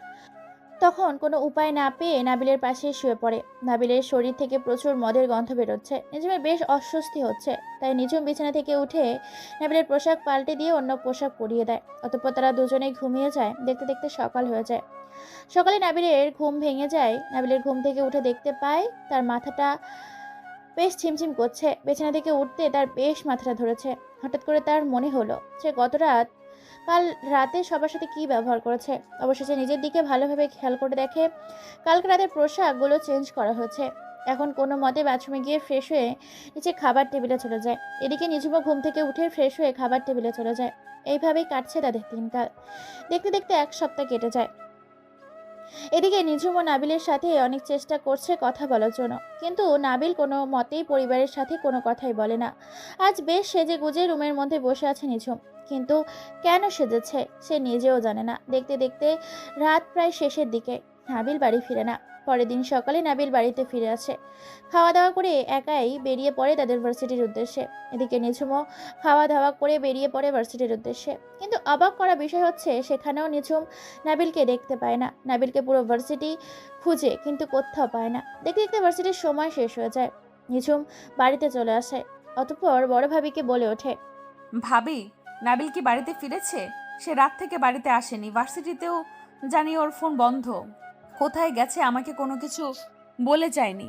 তোমাকে বা বাড়ির কাউকে সে কোথায় নিয়ে গেছে বলেছে কি? বা কোনো যোগাযোগ করেছে তোমাদের সাথে? আমি কথা বলাতে ভাবি যেন বেশ অবাক হয়। ভাবির মুখে প্রতিচ্ছবি দেখেই বোঝা যায় ভাবি বেশ অবাকই হয়েছে আমার কথাতে। ভাবি কিছু বলতে যাবে তার আগেই আমি শাশুড়ি মা চলে এসে রান্নাঘরে, তাই আমি চুপ হয়ে যাই। ভাবি মাকে চা দেয়, তারপর মা চলে যায়। তারপর ভাবি আমাকে হালকা কাছে টেনে নিয়ে এসে বলে ওঠে, না তো, আমাকে তো কোনো কিছু বলেনি। তোমার সাথে সে যোগাযোগ করেনি? আবার সে রাত থেকে বাসায়ও ফেরেনি। সে তো আমাদের টেনশনে ফেলে দিল। ও আবার নিজের কোনো ক্ষতি করেনি তো? সে কিন্তু তোমাকে পাগলের মতো ভালোবাসে। জানি না সে আবার নিজের সাথে কী বা করছে। তুমি চিন্তা করো না, আমি দেখছি ব্যাপারটা। এই বলে বড় ভাবি বাড়ির সবার জন্য খাবার রেডি করতে চলে যায়। আমিও ফ্রেশ হয়ে নিজে খাবার খেতে চলে আসি। দেখতে দেখতে সন্ধ্যা পেরিয়ে রাত হয়। রাত 11টায় যে যার মতো ডিনার করে চলে যায়। কিন্তু এখনও নাবিল ফেরেনি। 11টা 20 মিনিটে বাড়ির কলিং বেল বেজে ওঠে। দরজা খুলে দিতেই বাড়ির ভেতরে প্রবেশ করে। আমাকে কোনো কিছু বলার সুযোগ না দিয়ে নিজের রুমে চলে যায় ফ্রেশ হতে। আমিও তার পিছু পিছু রুমে যাই। দেখি সে বাথরুমে ফ্রেশ হতে চলে গেছে। বাথরুম থেকে বের হয়ে আমার সামনে নিজের কাপড় চেঞ্জ করে। এটা দেখে আমি বলে উঠি, ছি, লজ্জা শরমের মাথা খেয়েছে যে একটা মেয়ের সামনে নিজের কাপড় চেঞ্জ করছে। নিজের লজ্জা না করলেও আমার তো লজ্জা হয় নাকি? আমার মুখে এরকম কথা শুনে নাবিল এবার ঘাড় ঘুরিয়ে আমার সামনে দাঁড়ায়। সামনে তাকাতেই আমার চোখ ছানা বড়া, কেননা যা দেখলাম তাতে তো আমার জ্ঞান হারাবার অবস্থা। আমার কথা শুনে এবার নাবিল বলে ওঠে, আমার রুমে আমি যা ইচ্ছে তাই করতে পারি। কারো থাকার হলে থাকবে, না হলে ঘরের দরজা খোলা আছে, চলে যেতে পারে। আমি কাউকে ধরে রাখিনি। আমি ভুল করেছিলাম, আর সেই ভুলটা সংশোধন আমি করতে পারি। এই কথাগুলো বলে নাবিল পোশাকগুলো পরে নেয়। তারপর একটা ভিডিও বের করে ওপেন করে ধরি। আমার সঙ্গে ভিডিওটা দেখে তো আমি পুরো অবাক। চোখ থেকে নিজের অজান্তেই চোখের কোণে দিয়ে কয়েক ফোঁটা নোনা জল গড়িয়ে পড়ে। বিছানায় ধপ করে বসে পড়ি আমি। তারপর নাবিল বলে ওঠে, কি এই হলো তোমার ভালোবাসার নমুনা? সেদিন তুই এই জন্য আমাকে থাপ্পড় মেরেছিলি না? দেখ, তুই আমাকে থাপ্পড় মেরেছিলি না শুধুমাত্র এই জন্য তোকে আমি ডিভোর্স দিয়ে দিচ্ছি। তুই তোর ভালোবাসার মানুষের কাছে ফিরে যাবি। আমি উকিলের কাছে গিয়েছিলাম, কালকে পেপার চলে আসবে, আমি সই করে দেব, তুইও সই করে দিস। 3 মাস পর আমার আলাদা হয়ে যাবে, গুড বাই। এই বলে নাবিল আর কোনো কথা না বলে কাঁথা ও বালিশ নিয়ে ফ্লোরে বিছানা করে ঘুমিয়ে পড়ে। নিঝুম এখন কি করবে কোনো কিছুই ভেবে পাচ্ছে না। দেখতে দেখতে ঘুমিয়ে পড়ে। এইভাবেই তিনটা দিন কেটে যায়। দুজন দুজনের সাথে কেউ কোনো কথাই বলে না। এরই মধ্যে নিঝুম অনেকবার কথা বলার চেষ্টা করেছে, কিন্তু নাবিল এখন কাউকেই পাত্তা দেয় না। তবে হ্যাঁ, নাবিল এখনও নিঝুমকে পছন্দ করে, ভালোবাসে, সেটা প্রকাশ করে না। সে এর মধ্যে অনেকগুলো মার্ডারও করেছে। শুধু শহর নয়, বরং জেলায়, উপজেলায়, ডিস্ট্রিক্টে, ইউনিয়নে, গ্রাম, খাল, বিলে, নদীর ঘাটে সব জায়গায় লাশের বন্যা ছড়িয়ে দিয়েছে। রাগের বশবর্তী হয়ে এর আগে সে সবাইকে কম বেশি ছেড়ে দিত, কিন্তু ওই ঘটনার পর থেকে যাকে পায় তাকে মেরে ফেলে। আজকে নাবিল অনেক তাড়াতাড়ি বাড়িতে ফিরেছে এবং বেশ আজকে হাসি খুশি সবার সাথে একসাথে খাবার খেয়ে চলে যায় নিজের রুমে। প্রতিদিনের মতো বিছানা নিচে করে শুয়ে পড়ে একটা চাদর দিয়ে। কিছুক্ষণ নিঝুম কোনো কিছু বলতে গিয়েও বলতে পারে না। হঠাৎ করে ফোন আসে। নাবিল বলে ওঠে, মালগুলোকে সময় মতো ডেলিভারি করে দিবি। প্রায় 700 কোটি টাকার মাল আছে, সেখানে কোনো কিছু যেন বিপদ না করে। তারপর ফোন কেটে দেয় নাবিল। এইদিকে আমি একা একা থাকতে বোর হয়ে যাচ্ছি। তাই আর কোনো কিছু না ভেবে আমিও নিচে শুয়ে পড়ি নাবিলের পাশে। তারপর নাবিলকে জড়িয়ে ধরি। নাবিল সরিয়ে দিল আমায়। আমি তাকে আষ্টি পৃষ্টি জড়িয়ে ধরে বলে উঠি, এতদিন তুই তোর ইচ্ছায় আমাকে ভোগ করেছিস, আর আজ তুই আমার ইচ্ছায় করবি। এই বলে আমি ওই দিনের মতো নিজে থেকে নাবিলের কাছে নিজেকে সঁপে দেই। তারপর নিঝুম ইচ্ছে করেই হারিয়ে যেতে থাকে নাবিলের পুরো বিচরণে। নাবিল নিজেকে অনেক ছাড়ানোর চেষ্টা করে, কিন্তু কে এই মুহূর্তে এরকম পরিস্থিতি হইতে নিজেকে গুটিয়ে নিতে পারে? তাই নিজেকে আর কন্ট্রোল করতে না পেরে নাবিলও হারিয়ে যেতে থাকে নিঝুম এবং পুরো বিচরণে।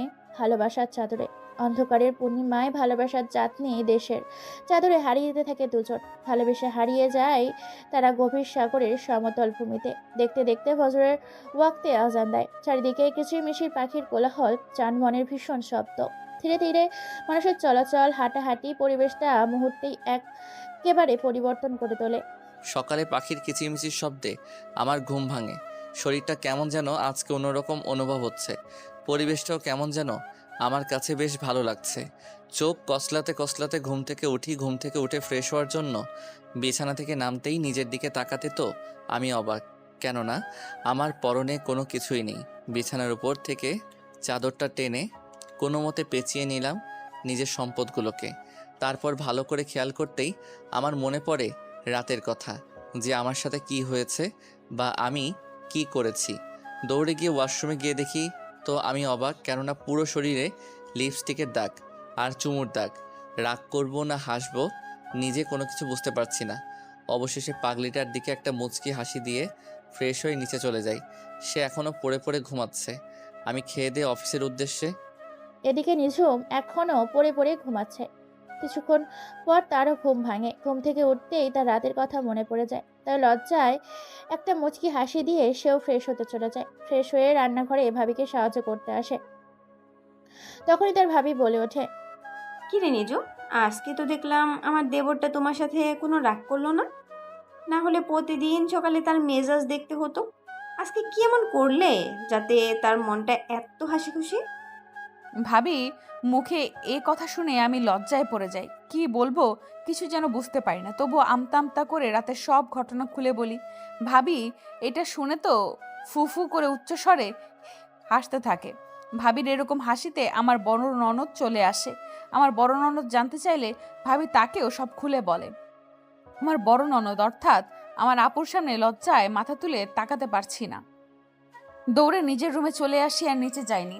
অনেক কষ্টে নিচে গিয়ে সবার সামনে খাওয়া দাওয়া করে চলে আসি নিজের রুমে। কিন্তু এখনও আমি নাবিলের রাগটাকে ভাঙাতে পারিনি। দেখতে দেখতে 1 সপ্তাহ কেটে যায়। 1 সপ্তাহ পরে সবাই খাওয়া দাওয়া করে যে যার কাজে লেগে পড়ে। ঝুমও কাজ করছে, নাবিল চলে গেছে অফিসে। অফিসে সেও কাজ করছে। হঠাৎ করে নাবিলের ফোন আসে। ফোন করেছে জিনাল। জিনাল কি বলছে শোনা যায় না। নাবিল বলে ওঠে, ঠিক আছে, এটা আমার দেশের সম্পদ। আমার দেশের সম্পদ আমি থাকতে বাইরের দেশ কখনো ভক্ষণ করতে পারবে না। সারাটা জীবন আমি সত্যের পথে থেকেছি, অসৎ লোকদের শাস্তি দিয়েছি, আর আজকেও আমি বীর সৈনিক হিসেবে আমার দেশে রক্ষা করব।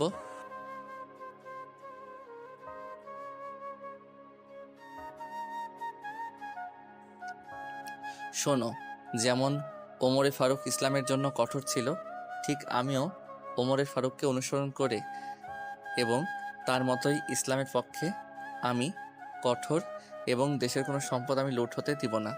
এতে আমার জীবন চলে গেলেও আমি ইসলামের ইতিহাস পড়েছি, কোরআন পড়েছি, আরও অনেক পড়ে ইসলাম থেকে আমি অনেক কিছু শিখেছি। তাই আমার ইসলাম থাকতে এই দেশ থেকে কেউ কোনো কিছু লড়াতে পারবে না। আজকেই হবে ওদের শেষ দিন।